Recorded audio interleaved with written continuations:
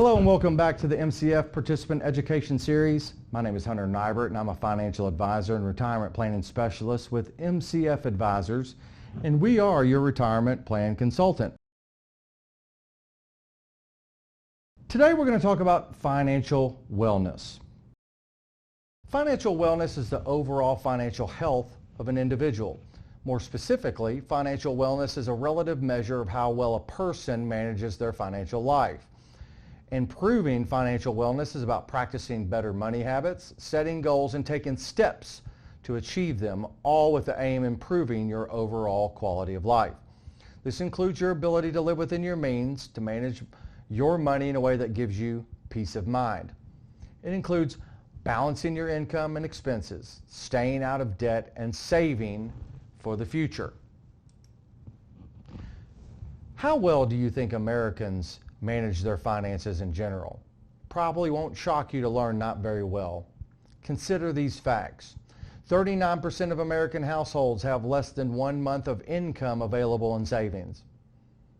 73% of workers say financial stress is their most common cause of stress. The average American has $5,910 in credit card debt, and the average retirement account balance value for Americans is $112,572, but 53% of American workers have less than $10,000 in retirement savings. These are hard numbers, and many of us feel stuck right in the middle.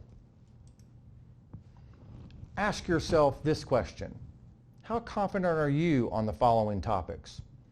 Debt management, budgeting, saving for retirement, cash flow management, transferring risk with insurance, and estate planning, just to name a few. Financial wellness really starts with controlling your personal finances, and once you have a handle on that, you can deploy excess capital or savings toward debt reduction or investments or retirement planning further down the road. Insurance and protection planning is transferring risk you have during your working years from losing your income for health reasons or even death. Estate planning is having the proper documents in place to direct who you want to manage your affairs when you can't under certain situations or even after death. It really is your wishes on who gets your assets or assignment of guardians for your children if they're still minors, to name a few. The purpose of financial planning and financial wellness is to promote greater control in order to achieve your goals and ultimately deliver peace of mind. So the first step of gaining better information is developing a plan for our money and savings. So let's talk budgeting for a minute. I know budgeting for many out there is not your favorite subject, but it is necessary. What is budgeting? Budgeting is a process for tracking, planning, and ultimately controlling your inflows and outflows of income. The first step is to gather all of your inflows and outflows. If you aren't sure where all of your expenses go, take 2 to 3 months and track it. All of it. Every single penny. Once you have an understanding of these inflows and outflows, then you can create a spending plan, also known as a budget.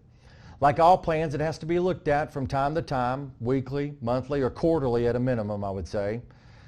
But you have to follow up on your spending plan to identify what you did well and what you fell short of, so you can make adjustments as you go and move forward.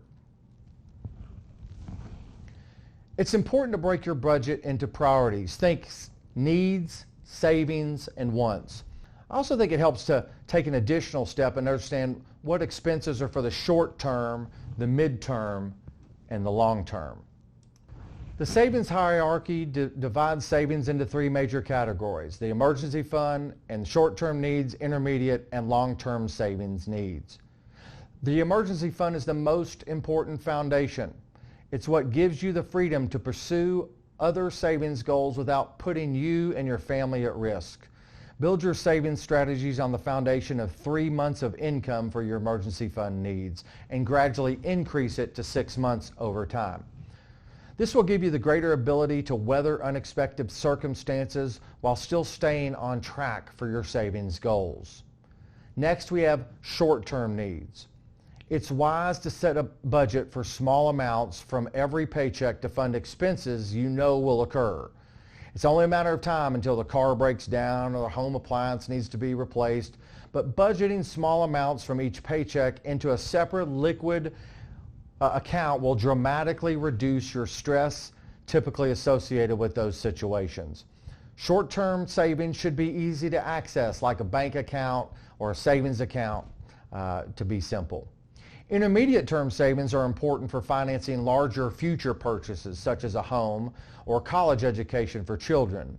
But your time horizon for needing access to the money is a little bit longer, so you may want to consider a different savings vehicle outside of your bank account. College 529 plans or brokerage accounts, for example, allow you to invest your savings in securities like stocks, bonds, and mutual funds to possibly increase your expected return. This approach does subject your savings to market risks not associated with the bank accounts, but the longer time horizon for this type of savings can improve your chances of success. Finally, long-term savings for retirement is critically important for living a healthy financial lifestyle. Because the time horizon is much longer, liquidity is much less of a concern. So take advantage of retirement savings vehicles such as your workplace 401k or 403b, or maybe Roth IRAs available outside the workplace. Investors should consider their age and circumstances when evaluating the risk associated with long-term investing.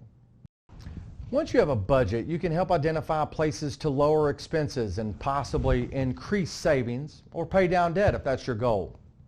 Often when I talk with people, they say they just don't have any extra money to save, but I find we all have places that we can take small steps to help us move closer to our goals. More than 75% of Americans eat out at least once a week, and a full fourth eat out every 2 to 3 days. Some studies suggest on average Americans actually eat out 1 out of every 4 meals. The average person spends $3,856 a year on coffee and lunch alone. What could you save by cutting this in half? Well, if you cut it in half, that's $1,928, or $29 a week in savings. That's $1,500 a year, and with a 7.5% return, this grows to $151,610 after 30 years. This small change results in a really big result. It doesn't have to be huge dollars. Small changes can give a positive impact when done consistently over time. Take action and just get started. You don't have to be perfect, but you do have to start and stay consistent. Saving isn't easy. However, small adjustments will help you reach your goals and are worth it. Budget, budget, budget. I know it feels restrictive, but it really should empower you to be in control over your finances. And look at your day-to-day expenses and see where you can save, and then determine where to deploy that savings to best meet the needs of your financial situation. Lastly, take advantage of the resources that you have available to you. Reach out and schedule a virtual one-on-one call to discuss how you can improve your personal financial wellness. If you found the information in this video useful, I would encourage you to share it with your colleagues, family, and friends. Until next time, thanks for watching and take care.